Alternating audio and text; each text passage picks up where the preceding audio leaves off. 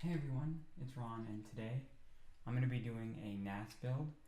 But first, before we go ahead and start, I just wanted to go over some of the parts that I have. I am going to be reusing my old desktop case here. It is an Antec 302. For my motherboard, right here, I'm going to be using the X10SLL plus minus F-0.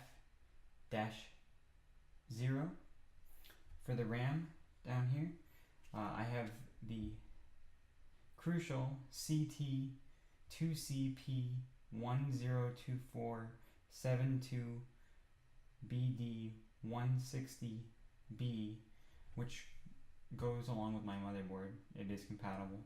I have three 3 terabyte Western Digital Reds. I have an Intel G 3220 processor, and I have a Seasonic 360 watt gold power supply.